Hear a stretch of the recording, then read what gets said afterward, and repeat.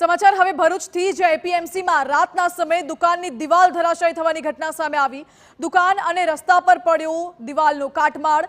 દિવાલ તૂટતા દુકાનદારોમાં ભયનો માહોલ ફેલાયો। જો કે સદનસીબે ઘટનામાં કોઈ જાનહાનિના અહેવાલ નથી।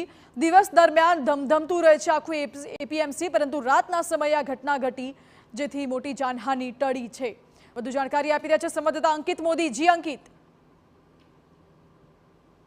આ ઘટના બની હતી જેમાં લગભગ 4 થી 5 જેટલી દુકાનોની દિવાલ રાતના સમયે ધરાશાયી થઈ હતી। દિવસ દરમિયાન આ માર્કેટ ધમધમતું રહે છે, વાહનોની અવરજવર રહે છે, સાથે મોટી સંખ્યામાં વેપારીઓ જ્યારે આ માર્કેટમાં રહેતા હોય છે, ત્યારે જો દિવસ દરમિયાન આ ઘટના બની હોત તો મોટી જાનહાનિનો સામનો કરવો પડી શકે તેમ હતો, પરંતુ રાતે ઘટના બની હોવાથી ચોક્કસ હાશકારો અનુભવાયો છે। બીજી તરફ ઘટનાના પગલે સ્થાનિકો રોષે ભરાયા છે। આટલી મોટી બેદરકારી જ્યારે જર્જરિત ઇમારત હતી તો તેને અગાઉથી કેમ ન ઉતારાય તેના પણ આક્ષેપ થઈ રહ્યા છે। જી અંકિત, આભાર। દિવાલ ધરાશાયી થઈ, જો કે રાત્રિ દરમિયાન દિવાલ ધરાશાયી થઈ, પરંતુ સવાલ તંત્ર સામે ઉઠી રહ્યા છે કે જો આ પ્રકારની પરિસ્થિતિ હતી, દિવાલ જર્જરિત હતી, તો અગાઉથી જ પગલાં શું કામ ન લેવાયા? જો કોઈ દુર્ઘટના સર્જાઈ હોત, જો કોઈ જાનહાનિ થઈ હોત, તો જવાબદાર કોણ હોત?